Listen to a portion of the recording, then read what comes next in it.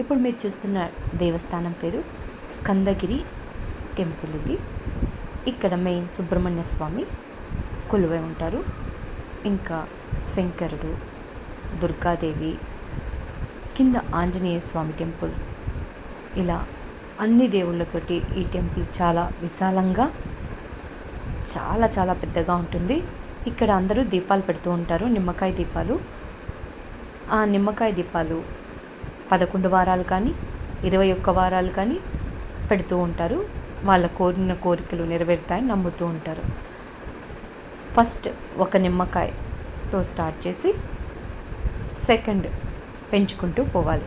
2వ వారం 2 నిమ్మకాయలు, 3వ వారం 3 నిమ్మకాయలు, అలా నిమ్మకాయని రివర్స్ చేసి దాంట్లో దీపాలు పెట్టాలి. ఒక నిమ్మకాయ అంటే 2 కట్ చేసి 2 వస్తాయి కదా, ఆ 2తోటి దీపం వెలిగించాలి. ఇలా భక్తులందరూ ఇక్కడికి వచ్చి దీపాలు వెలిగిస్తుంటారు. ఇలా దీపాలు వెలిగడానికి ఇక్కడ ట్రేస్ కూడా ఇస్తుంటారు.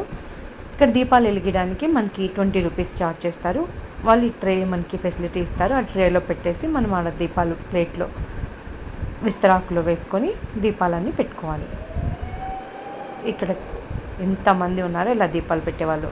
ఈ టెంపుల్ కూడా ఫుల్ రష్గా ఉంది. ఇక్కడ దుర్గాదేవి, మెయిన్ టెంపుల్ వచ్చేసి సుబ్రహ్మణ్య స్వామి. చాలా జనం ఉన్నారండి. అందరూ ఇలా దీపాలు వెలిగడానికే వస్తుంటారు. ఇక్కడ దీపాలు వెలిగించే వాళ్ళు మంగళవారం, శుక్రవారం వెలిగిస్తుంటారు. ఉదయం 12 వరకు టెంపుల్ క్లోజ్ చేయరు. 12 వరకు మాత్రమే ఓపెన్ ఉంటుంది. మళ్ళీ ఈవినింగ్ 3కి ఓపెన్ అవుతుంది మంగళవారం అయితే. శుక్రవారం 4:30కి ఓపెన్ అవుతుంది. ఈ టెంపుల్కి మనకి లిఫ్ట్ ఫెసిలిటీ కూడా ఉంది. ఎక్కలేని వాళ్ళు లిఫ్ట్లో కూడా పోవచ్చు. టెంపుల్ అయితే ఫస్ట్ ఫ్లోర్లో ఉంటుంది.